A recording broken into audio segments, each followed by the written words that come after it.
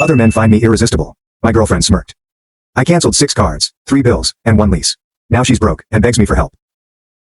My girlfriend told me to step my game up. So I erased her entire lifestyle in 72 hours and watched her crumble without me. I was with one ex for 4 years and wanted to marry her. One night out with friends, I noticed her making out with another guy in a car at a red light. 3 days later, I informed her I was going to see my brother. He never specified where he lived, only that he lived in another state. That happened 30 years ago, and she still does not know where I reside. She has been married and divorced thrice since then. She married the man she cheated on me with, and then cheated on him as well. I've been happily married for 22 years. This is a distinct comment. This guy saw his girl cheating 30 years ago, and instead of making a huge deal about it or attempting to work it out, he simply fled. Clean break. There was no drama, begging, or, let's talk about this. Just gone. Look at the findings. She's been married twice and apparently hasn't learned her lesson, as she also cheated on the guy she left for. Meanwhile, he's been happily married for 22 years. 22 years. This is something we frequently discuss. When someone shows you who they are, believe them the first time. This guy didn't need multiple chances or second chances to realize she wasn't bride material. He recognized what he needed to see and made his decision.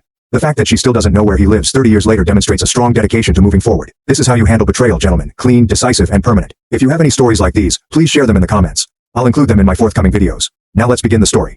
She responded, I can't help it if other men find me irresistible. Maybe you should step your game up. When I witnessed her offer her phone number to a random guy, I remarked, you're right.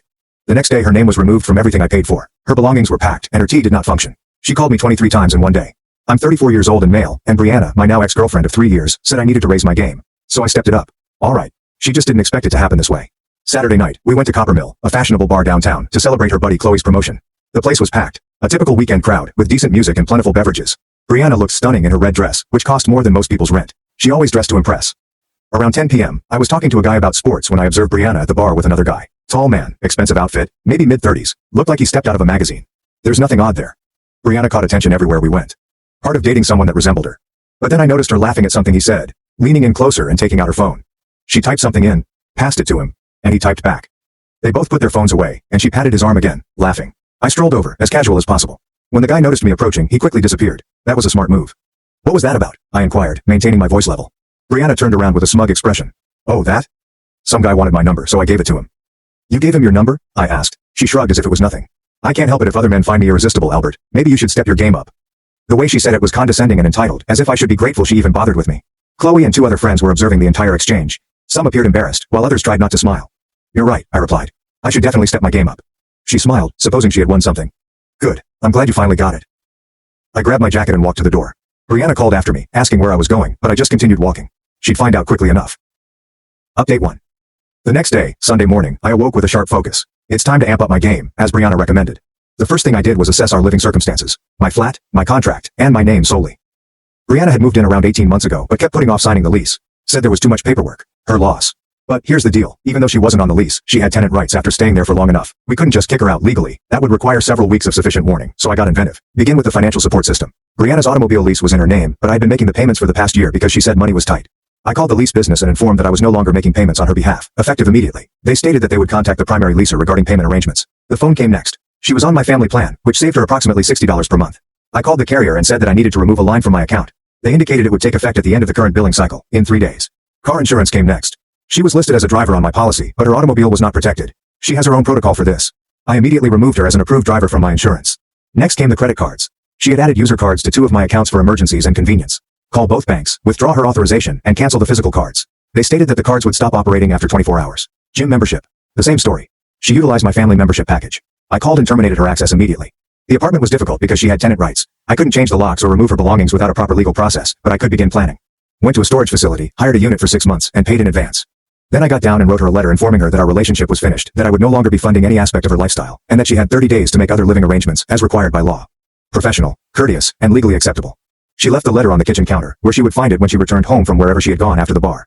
Update 2. Brianna arrived home around 7 p.m. on Sunday, still wearing her outfit from the night before and looking slightly hungover. I was sitting in the living room reading. When she walked in, she noticed the note, took it up and read it. Her face changed into roughly 5 different expressions. Confusion, fury, disbelief, panic, then back to anger. Albert, what's this? She screamed, waving the letter. It's a 30-day notice to vacate, I explained calmly. Also, notice that I'm no longer covering any of your expenses, effective immediately. You can't be serious. Dead serious, Brianna. You told me to step my game up last night, so I did some evaluation. Turns out I was subsidizing someone who gives her number to random men and tells me I'm not good enough. That's not what I meant, and you know it. That's exactly what you meant, Brianna. You made it clear other men are more interesting than me. So go be irresistible on someone else's dime. She used her credit card to purchase meal delivery an hour later. Declined. I tried the second option. The same result. That's when the first round of frantic calls began. Albert, my cards aren't working, she stated as I responded. That's correct, Brianna. You're no longer an authorized user on my accounts. How am I supposed to eat? How am I supposed to function? The same way adults function, Brianna. Use your own money, your own cards, your own resources. She hung up and tried ringing back immediately. I forwarded it to voicemail. Update 3, 2 days later. Monday morning was when reality set in. Brianna's automobile payment was due, and the leasing firm called her immediately to inquire about payment options. She approached me in a hurry. Albert, they're saying if I don't make the payment by Wednesday, they'll start repossession proceedings. Sounds like you should make the payment then, Brianna. With what money? You know I don't have that kind of cash saved up. That's a budgeting problem, Brianna, not a me problem. You've been paying it for a year. You can't just stop. Actually, I can, Brianna. Watch me. She spent Monday frantically calling people, attempting to borrow money. Chloe apparently provided her enough money to fulfill the car payment, but made it obvious that it was a one-time transaction. Tuesday, her phone service was suspended. She tried to call me from Chloe's phone. Albert, my phone doesn't work, she stated. That's because you're no longer on my plan, Brianna. You'll need to get your own service. How am I supposed to get my own service without money? Figure it out, Brianna. You're irresistible, remember? Maybe one of your admirers can help. Wednesday, she took a different strategy. I arrived at my office during lunchtime. Security called and said there was a woman in the lobby seeking to see me. I went downstairs and saw Brianna looking worried and desperate. Albert, please, she pleaded. I can't afford all this stuff on my own. You know that. Then you shouldn't have told me to step my game up, Brianna. This is what stepping my game up looks like. I'm sorry about Saturday night. I was drunk. I was being stupid. You were being honest, Brianna. For the first time in our relationship, you told me exactly what you thought of me. That's not true. You told me other men find you irresistible, and I should step my game up. Mission accomplished. I walked back to my office, leaving her standing in the lobby. Update 4, a week after. Brianna was staying with Chloe at the end of the first week, depleting her savings in order to sustain her lifestyle. The cancellation of her gym membership affected her hard. She'd been going there every day, mainly to see and be seen. Chloe called me Thursday night, clearly frustrated. Albert, this is getting ridiculous. Brianna is driving me crazy. She won't look for her own place. Just keep talking about how to fix things with you. There's nothing to fix, Chloe. She told me exactly what she thought of me Saturday night. She made one stupid comment. Albert, you're destroying her entire life over it. I'm not destroying anything, Chloe. I'm just no longer subsidizing it. There's a difference. You're being vindictive. I'm being logical, Chloe. Why would I financially support someone who thinks other men are more irresistible than me? Brianna attempted to enter the apartment building on Friday but was turned away by the front desk. They contacted and stated someone had requested admission, claiming to live there. She's not on the lease, I informed them. She's a guest who's been staying here but she's moving out. Don't let her up without my explicit permission. The weekend passed quietly, but Monday brought a new degree of desperation. Brianna's mother, Diane, contacted me immediately. Albert, she added, this is getting out of hand. Brianna is falling apart. You need to work this out. Diane, with respect. Your daughter told me other men find her irresistible and I should step my game up. I stepped my game up by stepping away. She made a mistake, Albert. Everyone makes mistakes. Some mistakes have bigger consequences than others, Diane. This is one of them. You're being cruel. I'm being consistent, Diane. I don't subsidize people who give their numbers to random men. Update 5. 2 weeks later. Brianna's 30-day notice period was half done, and she had yet to make any significant progress toward finding her own house. She was bouncing between Chloe's couch and a few other friends, but she was overstaying her welcome everywhere. She tried one last desperate ruse. She arrived at the apartment complex with a locksmith, stating she had lost her key and needed to get in. Smart Building Management contacted me initially. Sir, there's a woman here with a locksmith saying she needs access to your apartment. Don't let them in, I instructed. She doesn't live here anymore, and I haven't authorized any locksmith services. The locksmith supposedly told Brianna that he couldn't work without the property owner's permission and left. She called me right away, screaming, Albert, that was my stuff in there. I have a right to it. You have a right to collect your belongings during reasonable hours with advance notice, Brianna.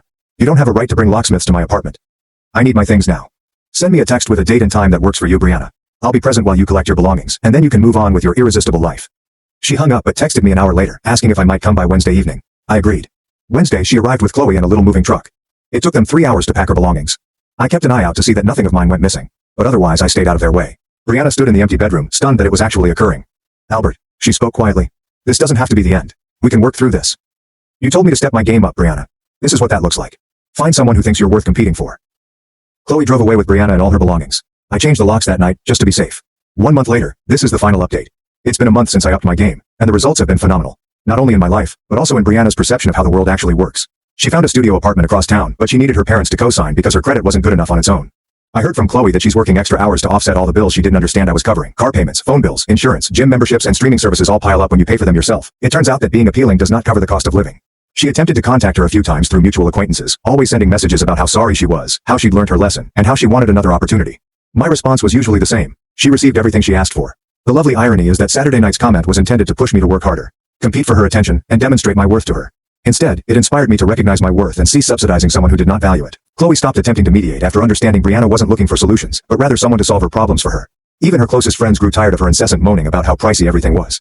Last week I noticed her at the grocery store, using coupons, looking worried, and counting goods in her cart. She noticed me and waved tentatively. I nodded nicely and continued shopping. There was no drama, simply two people who had previously known each other. By the way, the guy from Saturday night did not phone her. Chloe claimed that he was married and was only gathering numbers for enjoyment.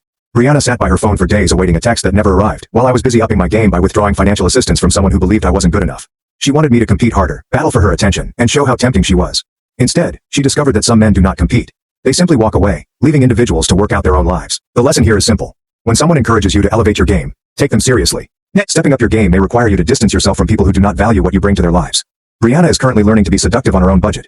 Meanwhile, I raise my game in ways she never expected, by refusing to fund someone who believed other men were more intriguing than me. Sometimes the best retribution is simply ceasing what you were doing out of goodwill and allowing others to manage their own obligations.